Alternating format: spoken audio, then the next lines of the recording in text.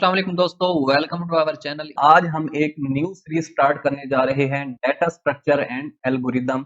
तो इस वीडियो में हम इसकी बेसिक्स को डिस्कस करेंगे। डेटा स्ट्रक्चर और एल्गोरिदम होता क्या है, तो आइए डिस्कस करते हैं। सबसे पहले हम देखते हैं डेटा स्ट्रक्चर। डेटा स्ट्रक्चर क्या है? A data structure is a storage that is used to store and organise data. Simple क्या है कि हमारे डाटा को जब हमें स्टोर करना है और उसको ऑर्गेनाइज करना है, तो उसके लिए हमारे डाटा स्ट्रक्चर जो है हमें ये फैसिलिटी प्रोवाइड करता है। ये हमारे पास एक स्टोरेज की तरह काम करता है। It is a way of arranging data on computer. ये हमारे कंप्यूटर पे हमारा जो डाटा होता है उसको अरेंज करने में हमें हेल्प करता है।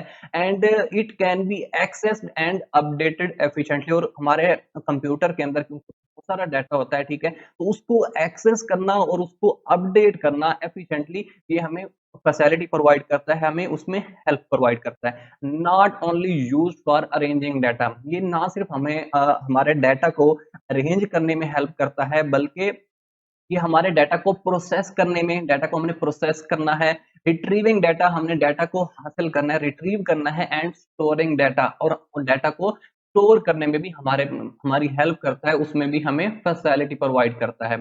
नेक्स्ट देखते हैं classification of data structure. Data structure को बेसिकली क्या किया गया है, दो टाइप्स में डिवाइड किया गया है। फर्स्ट हमारे पास होती है linear data structure and second one is non linear data structure. ये बेसिकली दो टाइप्स होती हैं, दो मेजर क्लासिफिकेशंस हैं डाटा स्ट्रक्चर की। तो पहले देखते हैं लीनियर डाटा स्ट्रक्चर में क्या क्या आता है। लीनियर डाटा स्ट्रक्चर की आगे मजीद दो टाइप्स हैं।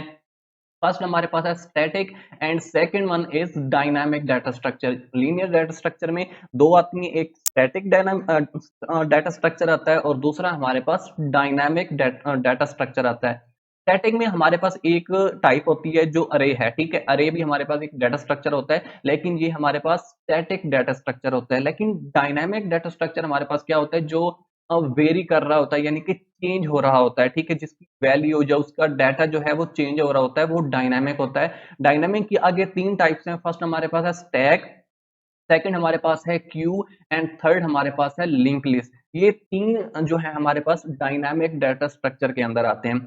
नॉन लीनियर डाटा स्ट्रक्चर की बात की जाए तो हमारे पास उसकी दो टाइप्स होती हैं। फर्स्ट हमारे पास है tree and second one is graph.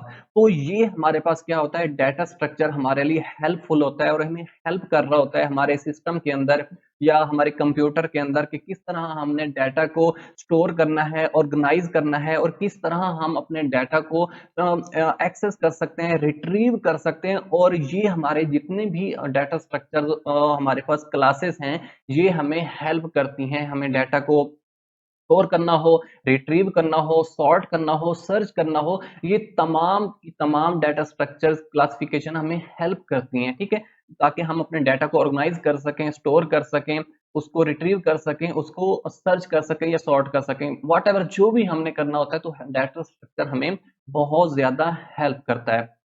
Next हम देखते हैं एल्गोरिदम, क्योंकि हमने देखा था कि डाटा स्ट्रक्चर एंड एल्गोरिदम था, तो एल्गोरिदम की भी बेसिक को डिस्कस करते हैं। एल्गोरिदम होता क्या है? Algorithm is a step by step procedure, ठीक है। हमारे पास क्या होता है? स्टेप बाय स्टेप प्रोसीजर होता है which defines a set of instruction to be executed in a certain order to get the desired output. हमें एक प्रॉब्लम है, ठीक है, उसका हमने क्या करना है, हल निकालना है, हमें एक डिजायर्ड आउटपुट चाहिए, ठीक है। तो उस प्रॉब्लम को सॉल्व करने के लिए जो हमारे पास स्टेप बाय स्टेप, ठीक है, हमें जब प्रॉब्लम को सॉल्व करना है तो हमें स्टेप बाय स्टेप चलना पड़ेगा। तो स्टेप बाय स्टेप हमारे पास प्रोसीजर होता है और इंस्ट्रक्शंस होती हैं, ठीक है, जो एग्जीक्यूट होती हैं ताकि हमारी डिजायर्ड आउटपुट हमें मिल सके, ठीक है। तो एल्गोरिथम बेसिकली क्या होता है? स्टेप बाय स्टेप प्रोसीजर होता है या सेट ऑफ इंस्ट्रक्शंस होता है, जो कि हमारे पास एक सर्टेन ऑर्डर में क्या होती हैं, एग्जीक्यूट होती हैं to get the desired output independent of underlying language, ठीक है। हमारे पास जो एल्गोरिदम है, जब हम उसको बनाते हैं, उसको क्रिएट करते हैं या राइट करते हैं, ठीक है, तो वो हमारे पास क्या होना चाहिए, मल्टीपल लैंग्वेज के लिए होना चाहिए, ना कि सिर्फ एक स्पेसिफिक लैंग्वेज के लिए, ठीक है। यानी कि implemented in more than one language, यानी कि हमने एक एल्गोरिदम राइट किया है, सेट किया है, तो वो एल्गोरिदम डिफरेंट लैंग्वेज के लिए क्या होना चाहिए, वर्क करना चाहिए, वहां पर वो उसको यूजफुल होना चाहिए। अब देखते हैं कैटेगरीज ऑफ एल्गोरिदम के। बेसिकली एल्गोरिदम की कैटेगरीज क्या हैं। फर्स्ट हमारे पास क्या है, सर्च। यानी कि एल्गोरिदम क्या है कि हम डाटा स्ट्रक्चर के अंदर अब अगर हमने कोई आइटम को, कोई डाटा को सर्च करना है तो हमारा एल्गोरिदम वर्क करना चाहिए। सॉर्ट, अगर हमने डाटा को सॉर्ट करना है, कोई हमने इंफॉर्मेशन निकालनी है, तब भी हमारा जो एल्गोरिदम है वर्क करना चाहिए। इंसर्ट, अगर हमने डाटा स्ट्रक्चर के अंदर यानी कि अरे के अंदर, लिंक लिस्ट के अंदर कोई हमने इंफॉर्मेशन या कोई डाटा इंसर्ट करना है, तब भी हमारा एल्गोरिदम क्या करना चाहिए, वर्क करना चाहिए। उसके बाद है अपडेट, अगर हमने डाटा स्ट्रक्चर के अंदर, ठीक है, हमारे पास अरे पड़ी है, उसमें बहुत सारा डाटा पड़ा है, अगर हमने डाटा चेंज करना है, अपडेट करना है, तब भी हमारा एल्गोरिदम हमें हेल्प करना चाहिए, वो एल्गोरिदम वर्क करना चाहिए। डिलीट, अगर हमारे पास डाटा स्ट्रक्चर में इंफॉर्मेशन स्टोर है और अब वो इंफॉर्मेशन हमारे काम की नहीं है, हमारी यूजफुल नहीं है, ठीक है, उसको हमने डिलीट करना चाहते हैं, तो अब उसके लिए भी एल्गोरिदम वर्क करना चाहिए, एल्गोरिदम हेल्प करे उसको डिलीट करने के लिए, ठीक है। तो ये हमारे पास क्या है, एल्गोरिदम की डाटा स्ट्रक्चर के हिसाब से देखा जाए इनके, क्योंकि हम डाटा स्ट्रक्चर डिस्कस कर रहे हैं, तो डाटा स्ट्रक्चर के पॉइंट ऑफ व्यू से एल्गोरिदम की ये कैटेगरीज एल्गोरिदम की हमेशा हर एल्गोरिदम में वर्क करने चाहिए, यानी कि काबिल इस्तेमाल होने चाहिए। नेक्स्ट हम देखते हैं कैरेक्टरिस्टिक्स ऑफ एल्गोरिदम, कि एल्गोरिदम जो हमने बनाया है उसकी क्या क्या कैरेक्टरिस्टिक होनी चाहिए, उसकी क्या क्या खसूसियात होनी चाहिए। सबसे पहले क्या है हमारे पास, अनएम्बिगुअस, यानी कि हमारा जो एल्गोरिदम है वो हमारे पास क्लियर होना चाहिए, एम्बिगुइटी क्रिएट ना करे, ठीक है। यानी कि जो भी हमारे पास स्टेप्स हैं, ठीक है, या इनपुट या आउटपुट है, वो हमारे पास क्लियर होने चाहिए और वो हमारे पास कोई उसका एक मीनिंग होना चाहिए, ठीक है, हमें किसी मीनिंग पर लेके जाए, ठीक है, कोई ना कोई उसका मतलब होना चाहिए। इनपुट, इनपुट क्या है कि हमारे पास एल्गोरिदम जो है वो कम से कम 0 या इससे ज्यादा जो है इनपुट लेने का फैसिलिटी प्रोवाइड करे, हेल्प करे। आउटपुट, हमारा जो एल्गोरिदम है वो हमारे पास लाजमी तौर पर आउटपुट जो है कम से कम 1 या इससे ज्यादा क्या करे, आउटपुट वेल डिफाइंड वे में शो करवाए, आउटपुट यानी कि रिजल्ट हमारा क्या हो दे, और जो हमारी डिजायर्ड आउटपुट है, यानी कि जिस मकसद के लिए, जिस पर्पस के लिए हमने उस एल्गोरिदम को डिजाइन किया था, तो लाजमी तौर पर वो जो डिजायर्ड आउटपुट है उसको लाजमी तौर पर मीट करना चाहिए, मैचिंग होनी चाहिए। फाइनाइटनेस, यानी कि जो हमारा एल्गोरिदम है वो फाइनाइट होना चाहिए, इनफाइनाइट नहीं होना चाहिए, ठीक है, यानी कि उसमें जितने भी स्टेप्स हैं वो हमारे पास क्या है, finite number of steps use करना चाहिए, और उसके बाद एल्गोरिदम टर्मिनेट हो जाए, यानी कि खत्म हो जाए, एंड हो जाए, स्टॉप हो जाए। फिजिबिलिटी, यानी कि हमारे फिजिबल क्या होना चाहिए, हमारा एल्गोरिदम जितने भी हमारे लिमिटेड रिसोर्सेज हैं, ठीक है, जो हमने रिसोर्सेज उसको दी हैं, तो उसी में ही क्या करे वो अपना गुजारा करे और हमारी डिजायर्ड आउटपुट को क्या करे, प्रोसेस करे, और हमें डिजायर्ड आउटपुट हमें प्रोवाइड करे।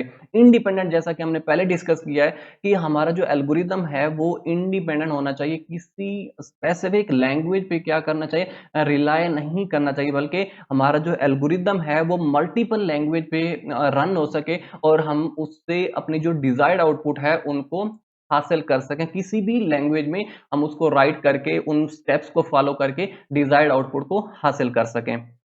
नेक्स्ट हम डिस्कस करते हैं हाउ टू राइट एल्गोरिदम, की हमने देख लिया एल्गोरिदम हमारा हमारी प्रॉब्लम को सॉल्व करने में हेल्प करता है, स्टेप बाय स्टेप प्रोसीजर होता है, ठीक है, उसकी बहुत सारी करेक्टरिस्टिक हैं, बहुत सारी करेक्टरिस्टिक्स हैं, ठीक है, बहुत सारे पॉइंट ऑफ डाटा स्ट्रक्चर के पॉइंट ऑफ व्यू से बहुत सारी उसकी क्या है, कैटेगरीज हैं, लेकिन हम एल्गोरिदम को लिख किस तरह सकते हैं, ठीक है, तो एल्गोरिदम को लिखने के लिए हमारे पास कोई वेल डिफाइंड मेथड नहीं है, ठीक है, कि इन इन स्टेप्स को फॉलो करके आप लिख सकते हैं, इसका कोई डिफाइंड मेथड नहीं है, लेकिन हमारे पास क्योंकि बेसिक कंस्ट्रक्ट्स हैं, जैसा कि हम यूज करते हैं, जैसे हमारे पास लूप्स है, ठीक है, हम लूप्स को यूज करते हैं, लूपिंग स्ट्रक्चर को यूज करके हम क्या कर सकते हैं, एल्गोरिदम को राइट डाउन कर सकते हैं।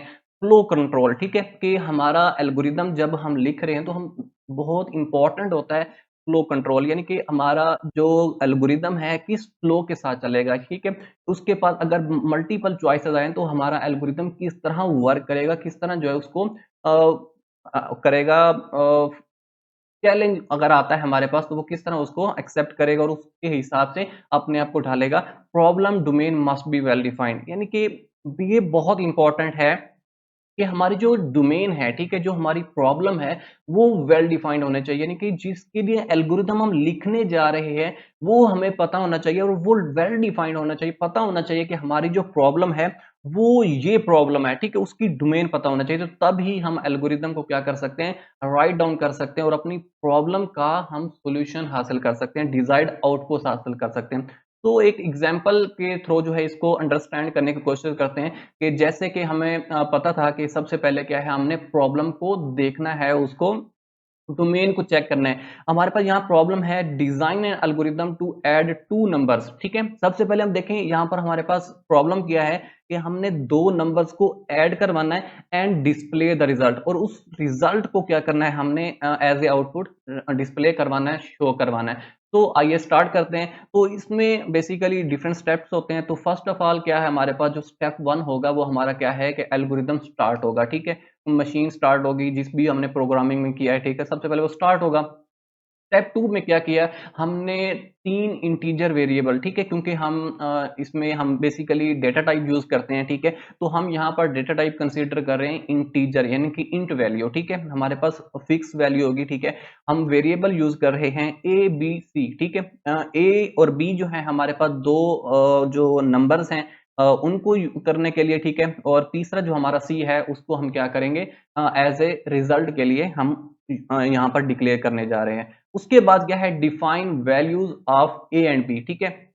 हमने उन दो नंबरों की क्या करना है, वैल्यू डिक्लेयर करनी है, ठीक है, डिफाइन करनी है, इनिशियलाइज करवानी है कि ए की वैल्यू क्या है और बी की वैल्यू क्या है, ठीक है। फॉर एग्जांपल हम क्या करते हैं, यहाँ पर ए की वैल्यू 2 ले लेते हैं, ठीक है, और बी की वैल्यू यहाँ पर क्या कर देते हैं, इनिशियलाइज करवा देते हैं 3, ठीक है। तो ये यहाँ पर हमने क्या करना है, बेसिकली ए और बी यानी कि उन दो नंबर्स की यहाँ पर वैल्यू इनिशियलाइज करवाने जा रहे हैं। Add values of A and B, ठीक है, हमने वैल्यू जो है हमने उनको क्या करना है, सम करना है, क्योंकि हम यहाँ पर ऐड करने जा रहे हैं। तो ऑपरेशन हमारा क्या होगा, सम का, ठीक है।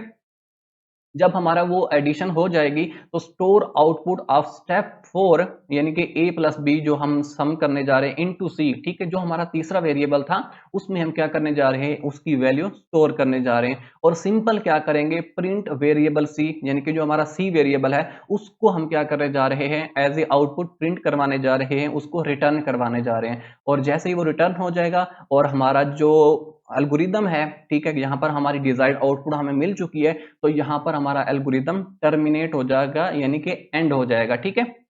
तो इस तरह हमारा एल्गोरिदम जो है वो टर्मिनेट होना चाहिए, वो फाइनाइटनेस शो करनी चाहिए, ठीक है। तो इस तरह हम एल्गोरिदम को डिजाइन कर सकते हैं और हमारी जो प्रॉब्लम होती है उसको हम सॉल्व कर सकते हैं और डिजायर्ड आउटपुट हासिल कर सकते हैं।